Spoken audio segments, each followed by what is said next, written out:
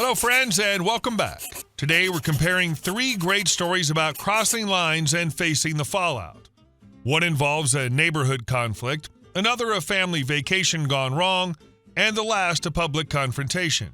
Each shows a moment where someone decided enough was enough. Stick around until the end because we're going to compare all 3 and decide which one really delivered the best outcome. And I want you to vote in the comments on which story deserved the win. My neighbor's son gave a kid a black eye and threw a phone down a drain. I told her he acts like an AH, and she blew up at me.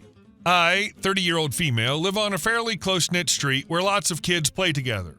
One neighbor couple, 25-year-old female and 31-year-old male, edit stepdad, but kid calls him dad. They met when she was 20 and he was 25, going on 26, has a 9-year-old son who's been increasingly left out by the other children. Honestly, I can't blame them. This kid constantly punches, kicks, and threatens the other kids. He's stolen toys, pushed a smaller child into the road, and torments animals, including throwing things at a blind, elderly dog in our neighborhood. Today was the final straw. Within just a few hours, this kid gave a 4-year-old a black eye, threw stones at passing cars, stole another kid's phone and threw it down a storm drain, used a Nerf sniper to target practice on a 1-year-old in a stroller. Naturally, this caused a massive uproar. A group of angry parents and kids gathered outside the family's house. When the boy ran home, his mom came out confused and trying to calm everyone down. I'll admit she's usually kind, but she uses gentle parenting and doesn't discipline her son ever. Later, she and I were talking in the garden, and she said she doesn't understand why her son can't make friends. She described him as just spirited and just exploring himself and suggested it was the other kids who needed to be more understanding. That's when I told her bluntly, the reason he can't make friends and the reason people keep complaining is because he's acting like an AH. Every time he's outside, he's either hurting someone, breaking something, or harassing people and animals. And you don't do anything about it. Even when there's undeniable proof in front of you, you excuse it as kids being kids and then tell him it's okay because he's just expressing himself. She asked for one example of when he's done that, and I said, today, after all the parents told you what he did, I bet he's inside playing video games like nothing happened. Her response was, that's just roughhousing. Stuff breaks. People get hurt. When has he actually done anything bad? So I brought up how he torments the elderly blind dog next door and the horrible names he calls her, stuff like B-word, C-word, and W-word. I asked if her husband talks like that around him. She said no, he heard it from an uncle. Then I told her about when he tried to call me stuff like that, and I had said, say that again and Santa won't come. I know him and I'll tell him to make sure you don't get any toys he has written in his Christmas letter that his mother told me about. And he stopped. I told her to try it. It worked. She said it's not my place to discipline him. The Santa threat worked because it was a consequence he understood. Her rejection of the concept reveals the core issue. She sees all consequences as abuse, leaving the child with no moral compass. I agreed it's not my place, but if she doesn't step up and actually parent him, he's going to end up unable to function socially. I told her, honestly, that I know she means well, but sometimes love without limits hurts more in the long run. She blew up at me. Said discipline is abuse, that taking away toys or making him apologize, things I suggest she do to teach him that he did wrong, would cause trauma, and that I'm sick for even suggesting consequences. To clarify, was not suggesting anything like corporal punishment or taking away food or anything, just to ground him, take away his toys for a few days and make him apologize to everyone he hurt individually. She also threw in that I know nothing about kids and that I can't and shouldn't have any, and made personal attacks based on things I'd previously confided in her. A few hours later, her husband came to my door demanding to know what I'd said because his wife was upset and refusing to eat and told him I said their kid was a R word. I never said that or anything close to that. I told him what I told her. Your kid needs consequences or this behavior will just get worse. He started with the kids will be kids line, but clearly hadn't been told the whole story, so I listed off what happened today. Apparently, his wife had downplayed everything as little accidents. He went home, they had a fight, and now my partner and another neighbor, an older woman behind us, are saying I should have just stayed out of it and I'm just causing drama. But I'm not going to let her tell him I said something like that. All I told him was the truth. You didn't cause the drama, you exposed the fault line. The fight between the parents proves the problem was festering. Your neighbors blaming you or prioritizing temporary peace over the safety of every child on the street. And our second story. They have a history of violent fights. On vacation, it happened again. I sent them to a hotel. Now I'm the villain. I feel like I've been quietly cast as the villain in this story, and it's been eating at me because from where I'm standing, I didn't do anything except draw a line that should have been drawn a long time ago. I'm 34, not some hot-headed kid, and this whole mess happened while I was on what was supposed to be a relaxing family vacation. It was me, my mom, my sister, my younger brother, who's 28, and his girlfriend, who's 29. On paper, that sounds manageable. In reality, it was a ticking time bomb the moment they showed up together. My brother and his girlfriend don't just argue. They have one of those relationships where the fighting is constant, loud, and ugly. Shouting matches that escalate fast. Accusations flying. Doors slamming. Things getting thrown. I wish I could say it stops there, but it doesn't. It's turned physical before, on both sides. Back home, their neighbors have called the cops on them more than once because the fights got so out of hand.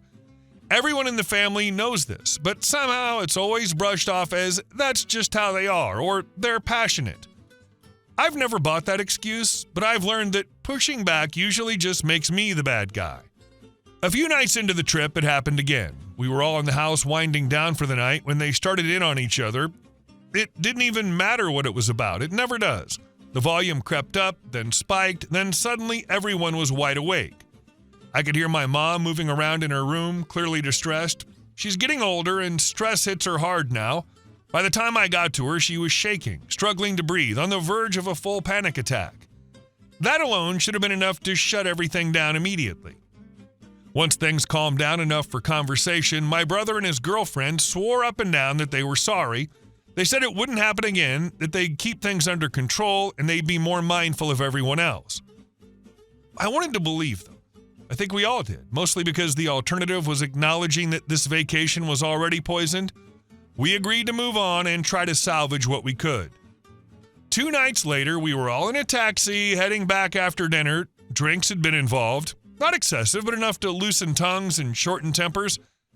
At first, it was small stuff, little jabs back and forth, the kind of bickering people pretend is harmless. But I could hear the shift in their voices, the edge creeping in, the familiar cadence of a fight that was about to explode. My stomach dropped because I knew exactly where this was headed, and I wasn't about to sit through another round of chaos. I snapped. I'll own that part. I raised my voice and told them both to knock it off, that I wasn't doing this again. My brother tried to brush it off, saying, "Relax, we're just talking." His girlfriend shot back with something sarcastic, and I saw red.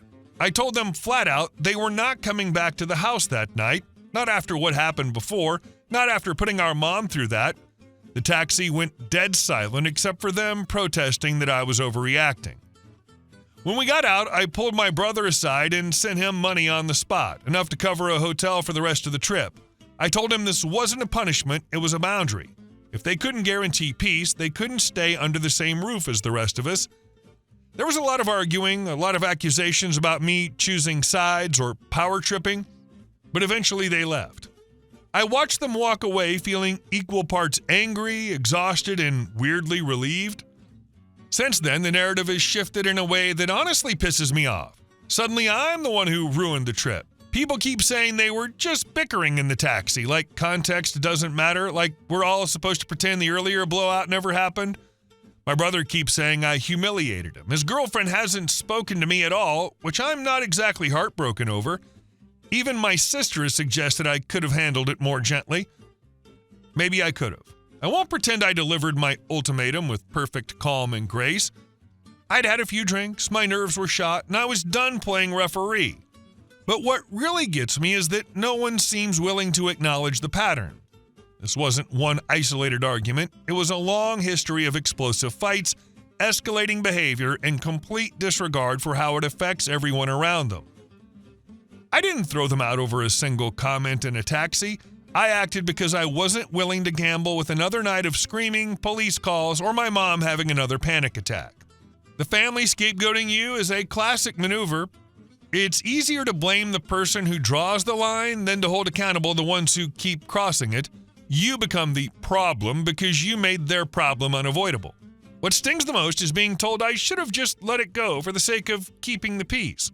As if peace means swallowing stress, anxiety, and chaos so two adults can continue their toxic cycle unchecked. From my perspective, the trip was already damaged the moment they started fighting the first night. All I did was stop it from getting worse. They had options. They could have stepped away earlier. They could have actually honored their promise to keep things calm. They could have recognized that their behavior has consequences. Instead, they're acting like victims because someone finally enforced a boundary they didn't like. I didn't enjoy kicking my brother out. I didn't feel powerful or satisfied watching them leave.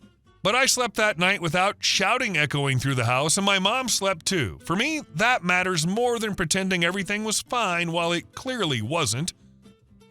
If that makes me the villain in their version of events, I can live with that. I'd rather be the bad guy who stopped the chaos than the nice one who let it blow up again just to avoid an awkward confrontation. Could you have handled it more gently? Maybe. But gentle clearly hasn't worked on them for years. Sometimes boundaries aren't polite, they're firm. You didn't escalate anything, you shut it down.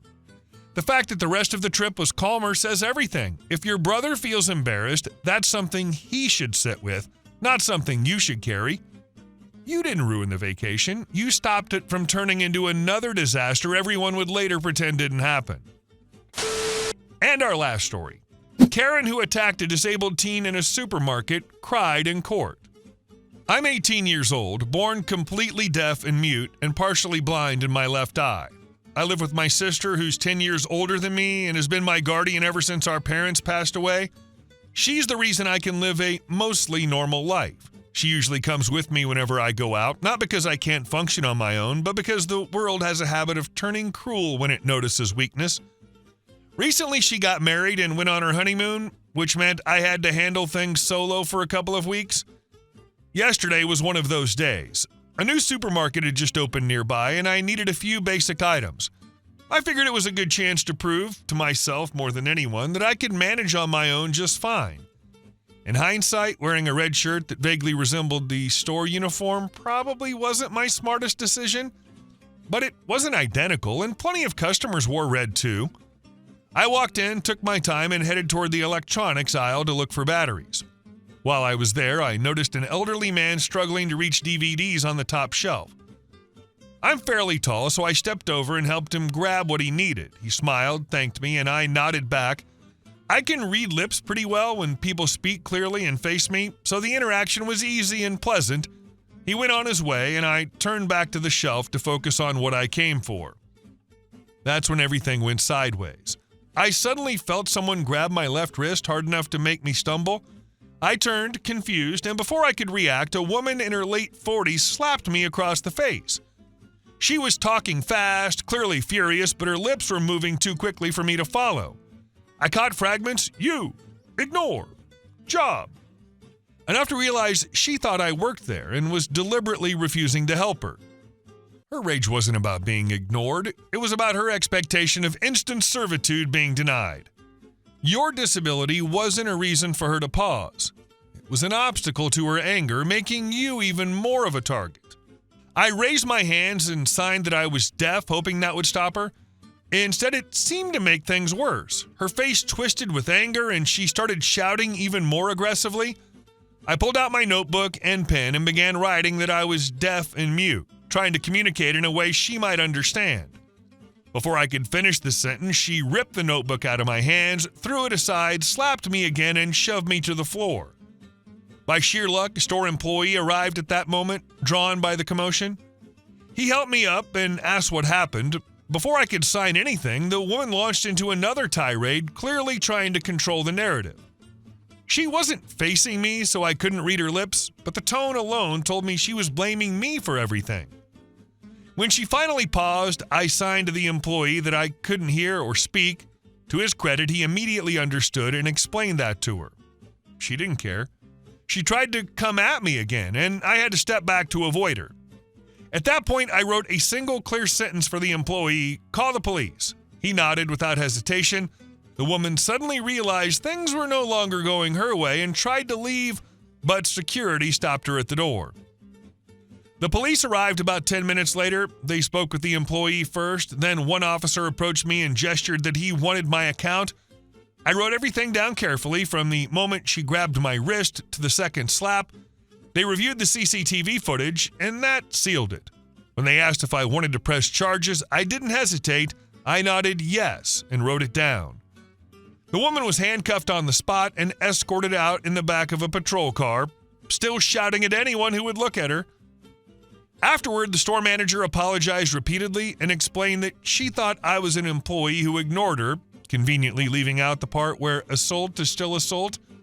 He offered me a hefty discount on my purchases, which I accepted mostly because my hands were still shaking. I texted my sister everything that happened. She called me immediately, furious and shaking with anger. That's when I remembered something important I probably should have led with. My sister's a lawyer. She told me not to worry, that she'd be handling everything personally, and that the woman who thought it was acceptable to beat a disabled teenager in a supermarket was about to learn how expensive that kind of entitlement can be. For the first time all day, I smiled on the way home. Update. It's been several months since the incident at the supermarket, and I figured it was time to share what happened afterward. Short version, it did not go the way Karen hoped it would. The case moved forward faster than I expected. Between the store's CCTV footage, multiple witness statements, the employee's report, and the police body cam footage, there really wasn't much room for interpretation. The video clearly showed her grabbing me first, striking me twice, throwing my notebook and pushing me to the ground. There was also audio of her screaming after the police arrived, which did her absolutely no favors. She tried to claim she felt threatened and that she thought I was refusing to do my job. That argument collapsed almost immediately when it was established that I didn't work there, never claimed to work there, and had visibly communicated that I was deaf before she escalated. The judge was not impressed at all. Her defense was a performance of victimhood for an audience of one, herself. The court, armed with facts, saw only a bully who met a consequence she couldn't shout down. She was convicted of assault and battery and received a suspended jail sentence, mandatory anger management classes, and a hefty fine. She was also ordered to pay restitution for medical evaluation costs and emotional distress. The cherry on top was a permanent no trespass order for that supermarket and several other stores in the chain due to prior incidents that somehow came up during proceedings. My sister absolutely dismantled her on the stand. Karen cried a lot. It didn't help. As for me, I'm doing fine. I still shop there. The staff recognizes me now, always greets me kindly, and that woman is legally required to stay far away from me for the foreseeable future. Turns out assaulting someone because you feel entitled to their attention has consequences after all. These three stories are case studies in evasion. A mother evades parenting, a family evades conflict, and a stranger evades decency. In each case, the protagonist becomes the target for simply refusing to participate in the delusion that bad behavior should have no cost. Whether it's a neighborhood child, a family member, or a stranger in a store, the dynamic is the same. The person who names the problem is branded the troublemaker. The real conflict isn't about the initial act, it's about who gets to define reality. Which story's moment of accountability felt most necessary to you? Vote in the comments. Thank you all for watching the video. I'll see you in the next one.